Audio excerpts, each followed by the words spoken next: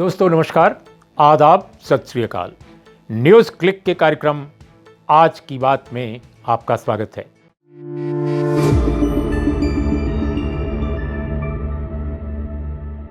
इस वक्त देश के कई न्यायालयों ने, खासकर हाई कोर्ट्स ने ये कह दिया है, और जाहिर है उन्होंने ये कहते हुए एक तरह से भारतीय समाज में जो विचार है, डोमिनेंट जो ओपिनियन है, उसको एक तरह से ही प्रतिबिंबित किया है कि ये ऑक्सीजन की कमी से, ऑक्सीजन के सही वितरण न होने से जो मौतें हो रही हैं वो जनसंहार है।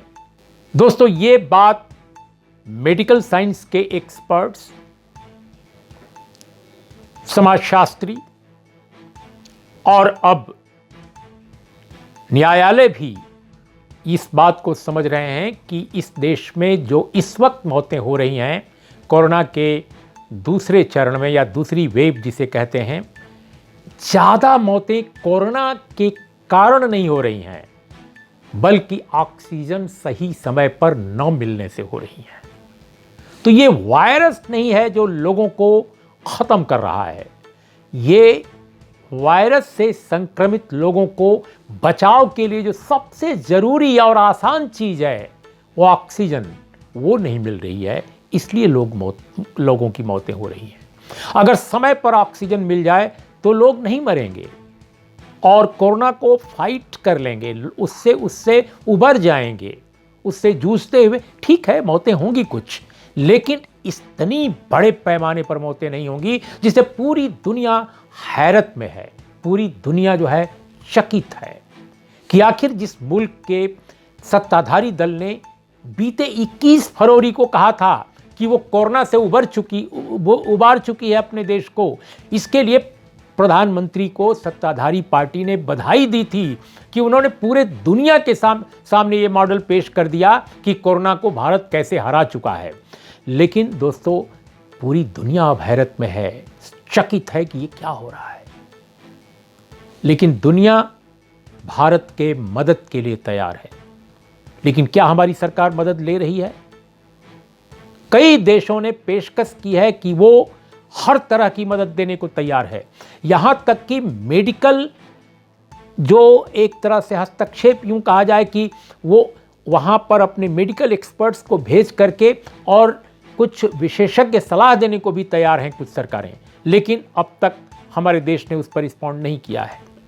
और अद्यतन जानकारी, ताज़ा जानकारी हमारी यह है कि दुनिया भर से जो इस वक्त सहायता आ रही है, उपकरणों के रूप में या ऑक्सीजन के रूप में या दवाओं के रूप में या और सारे बचाव के बहुत साधनों के रूप में, उनमें बहुत सारी सामग्री अलग अलग एयरपोर्ट्स पर, वेयर हाउसेज में पड़ी हुई है, क्योंकि उसके लिए एक नियमावली, एग्जीक्यूशन का तौर तरीका सरकार के ऑफिसर तय नहीं कर पा रहे हैं। कमाल की बात है।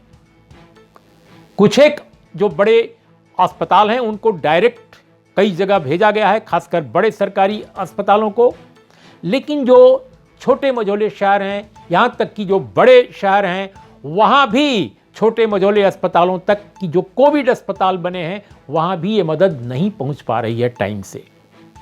और एक दिलचस्प और बहुत ही चिंताजनक खबर जो इंडियन एक्सप्रेस ने ब्रेक की है और जो आज उसके फ्रंट पेज पर है कि ऑक्सीजन सिलेंडर के लिए जो सिलेंडर बनता है, सिलेंडर बनने का जो सबसे बड़ा उत्पादन का इलाका है अपने देश में, ऑक्सीजन का नहीं, याद रखिएगा, ऑक्सीजन के सिलेंडर का, गैस के सिलेंडर का, वो गुजरात में है, गांधीधाम में।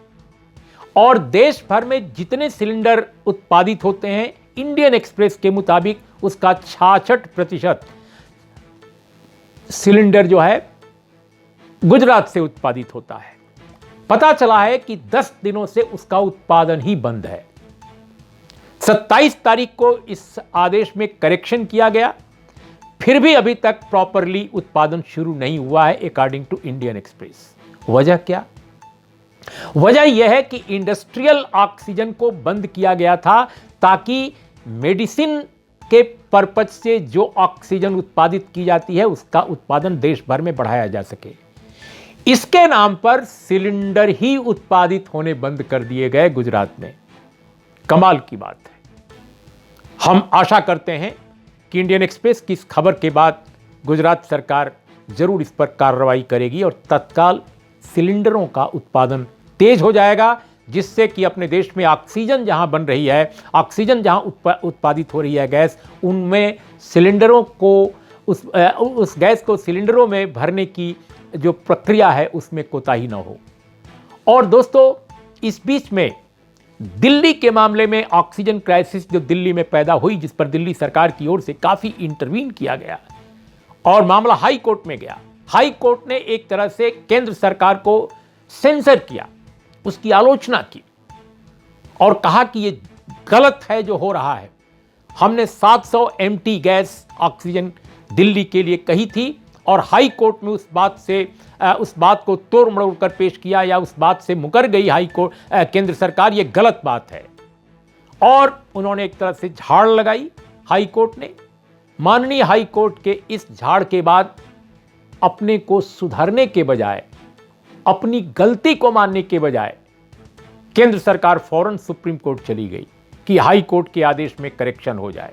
बहरहाल सुप्रीम कोर्ट ने अभी तक, जब मैं आपसे बात कर रहा हूं, इस मामले की सुनवाई जारी थी और सुप्रीम कोर्ट ने कुछ मामूली सहूलियत या एक तरह से यूं कहा जाए राहत जरूर केंद्र को दी थी, लेकिन उन्होंने केंद्र को फिर भी, सुप्रीम कोर्ट ने भी आज झाड़ लगाई और कहा कि उन्होंने जो बात कही थी 700 MT गैस की, वो बिल्कुल सही थी और माननीय हाई कोर्ट ने इसीलिए ये सवाल उठाया था। और माननीय हाई कोर्ट के समक्ष केंद्र सरकार ने गलत बयानी की थी, उसके नुमाइंदों ने गलत बयानी की थी। ये बात आज सुप्रीम कोर्ट ने भी कही और सुप्रीम कोर्ट ने अपने ऑब्जर्वेशन में ये भी कहा कि लोगों का ऑक्सीजन से मरना एक राष्ट्रीय आपदा है। तो ये सब चीजें बता रही हैं। और दोस्तों, केवल इलाहाबाद हाई कोर्ट की बात नहीं है, पटना हाई कोर्ट ने भी बिहार सरकार को पूरी तरह फटकारा है। इस बीच में एक और घटना घटी है कि बंगलुरु में, जहां भारतीय जनता पार्टी की सरकार है, वहां पर तेजस्वी सूर्या, जो उसके एक बहुत ही विवादास्पद सांसद हैं पार्टी के, उन्होंने एक अस्पताल या अस्पताल के अधिकारी या जो प्रशासनिक अधिकारी हैं उनको बुरी तरह हड़काते हुए एमएलएस को लेकर के और वहां जा करके और अधिकारियों को काफी फटकारा और उन्होंने कुछ समुदाय विशेष के लोगों के कोविड ड्यूटी में लगाए जाने पर गंभीर आपत्ति उठाई। यानी कोविड ड्यूटी किसकी लगे किसकी न लगे, इसमें भी संप्रदाय, धर्म, जाति, ये देखने का जो नजरिया है कितना खौफनाक है, कितना अमानवीय है, कितना राष्ट्र विरोधी है। दोस्तों, मैं आप पर छोड़ता हूं कि आप इसको तय कीजिए कि क्या महामारी में हम धर्म, जाति, खून, नस्ल देखेंगे? क्या है ये? किस तरह का ये मिजाज है? पूरे दुनिया के इतिहास में ऐसे उदाहरण कम मिलेंगे जब महामारी में लोगों ने इस तरह की संकीर्णताएं, खासकर सत्ताधारी दल के लोगों ने दिखाई हो। और अभी जब मैं आपसे बात कर रहा हूं, पता ये चला है, और ये खबर टेलीविजन भी चला रहे हैं, वे टेलीविजन भी जो माने जाते हैं कि वो टीवी पुरम के हिस्सा हैं, यानी वो सरकार की केवल महिमा गाते हैं, कि गुजरात के सानंद एक जगह है, सानंद में हजारों लोगों को पुलिस की देखरेख में बाकायदे पुलिस गाड़ी चल रही है, वो फुटेज भी दिखाई दे रहा है। महिलाएं, पुरुष बड़े बड़े कलश लेकर के और पूजा में, जलाभिषेक में निकले हैं। जलाभिषेक, अब इस जलाभिषेक नाम का यज्ञ या ये पर्व या ये सालाना त्योहार जो भी हो, इसके पीछे कौन है मैं नहीं जानता, लेकिन इसके आगे किसे होना चाहिए था वो मैं जरूर जानता हूं। प्रशासन को होना चाहिए था कि किसी कीमत पर इतनी बड़ी भीड़ को इकट्ठा न होने दिया जाए। मिनी लॉकडाउन वहां पर है पूरे गुजरात में, फिर कैसे ये हो गया? ये वही स्थिति है कि आप चुनाव लड़ते हैं तो रोड शो करते हैं, विशाल रैलियां करते हैं खूब पैसा खर्च करके, क्योंकि इलेक्शन कमीशन आपको रोक नहीं सकता। आप जो कहते हैं इलेक्शन कमीशन वही सही मानता है। और नेता प्रशंसा करता है कि वाह कितनी बड़ी भीड़ आई है, तो सानंद में इतना विशाल मजमा का होना यह भी बताता है कि भारतीय जनता पार्टी की शासन वाली राज्य सरकारें कोविड से अभी भी किस तरह निपट रही हैं। और दोस्तों, बंगाल में चुनाव हारने के बाद भारतीय जनता पार्टी ने अभी भी जनता के जनादेश के सम्मान में अपना सर नहीं नवाया है। ऐसा लगता है कि जनादेश से वो अभी भी खौफ में है, अभी भी गुस्से में है। अब वो इस बात का बहाना करके कि यहां बहुत हिंसा हो रही है चुनाव के बाद और सिर्फ बीजेपी के लोगों के खिलाफ हो रही है, वो पूरे राज्य में क्या पूरे देश में धरना दे रहे हैं। सवाल यह है कि कोरोना की इस महामारी में क्या बंगाल के कुछ एक हलकों की हिंसा इतना बड़ा विषय है कि कोरोना महामारी और ऑक्सीजन क्राइसिस और तमाम चीजों में सरकार को, सत्ताधारी दल को, अपने लोगों को झोंकने के बजाय कि इस क्राइसिस को कैसे वो एड्रेस करें, और वो एक फैक्शनल फाइट पे उतारू हैं और पूरे बंगाल में और पूरे देश के अन्य हिस्सों में पार्टी के लोग धरना दे रहे हैं। स्वयं भाजपा के बड़े जो नेता हैं, राष्ट्रीय अध्यक्ष भी, वो जाकर के धरना वहां दे रहे हैं और कह रहे हैं कि हम इस जिले जाएंगे, उस जिले जाएंगे। और जो फुटेज बहुत सारे जारी किए गए हैं हिंसा के, उसमें दिलचस्प बात यह है और बड़ी आश्चर्यजनक बात है कि उसमें आल्ट न्यूज ने उन चित्रों की, उन तस्वीरों की खोज पड़ताल के बाद यह बताया है कि उसमें कई बांग्लादेश के हैं और बहुत पुराने फुटेज हैं, और कुछ तस्वीरें जो बंगाल की हैं वो अगस्त 2020 की हैं, और निश्चित रूप से कुछ आज की भी हैं, हाल की भी हैं, यानी कल और आज के बीच की। हिंसा निंदनीय है। एक जर्नलिस्ट के रूप में मैं इसकी कड़े शब्दों में भर्त्सना करता हूं, चाहे जिन लोगों ने भी की हो हिंसा की पड़ताल होनी चाहिए। लेकिन याद रखिए, कल तक राज्य चुनाव आयोग के अंडर में था, प्रशासन उसका था, राज्यपाल महोदय अगुवाई कर रहे थे एक तरह से राज्यपाल होने के नाते। लेकिन ममता बनर्जी जो आज शपथ ग्रहण की हैं, सारा दारोमदार उन पर डालना, मैं समझता हूं कि यह जनादेश का निरादर है। अगर ममता बनर्जी टेक ओवर करने के बाद भी हिंसा को नहीं रोक पाती हैं, निश्चित रूप से उनकी निंदा होनी चाहिए, उनकी आलोचना होनी चाहिए। लेकिन इस मुद्दे को कोरोना की अपनी विफलता का एक तरह से कवच के रूप में इस्तेमाल करना भारतीय जनता पार्टी द्वारा यह बेहद अफसोसनाक है, दुर्भाग्यपूर्ण है। महामारी ये चीज नहीं है, ये महामारी वो चीज नहीं है कि आप ध्यान हटाते रहें लोगों का। अन्य जैसे मसले आपके थे, कभी आर्थिक मामला, कभी कोई राजनीतिक आपसे गलती होती थी तो फौरन कोई ना कोई आप बहाना ढूंढकर कोई बड़ी घटना कोई करा देना, या कहीं कोई और मामला उठवा देना संसद से, संसद या संसद के बाहर। ये वो मसला नहीं है। ये मनुष्यता पर बड़ा खतरा है, देश पर बड़ा खतरा है, हमारी नागरिकता पर बहुत बड़ा खतरा है। इसको पॉलिटिकल एक इशू नहीं समझना चाहिए कि आप कोई बहाना बनाएं अपनी विफलता को ढकने का।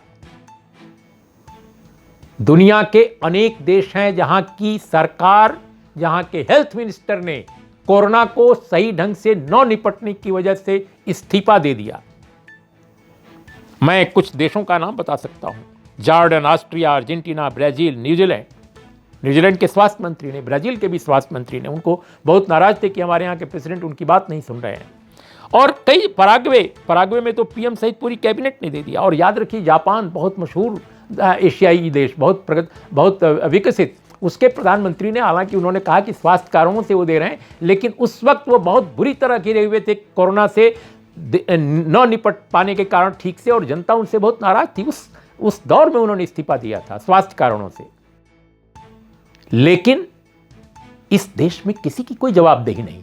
मरते हुए लोगों, ऑक्सीजन की कमी से, सरकार की कमी से कहिए, सरकार की जवाबदेही इसमें बनती है। लेकिन सरकार पर जूं नहीं रेंग रही है और सरकार अपनी विफलता को ढकने के लिए नए नए हथकंडे ईजाद कर रही है, मैं समझता हूँ ये बहुत ही शर्मनाक है, बहुत ही दुर्भाग्यपूर्ण है। तो दोस्तों, इन शब्दों के साथ आपका बहुत बहुत धन्यवाद। आज नमस्कार, आदाब, सत श्री अकाल।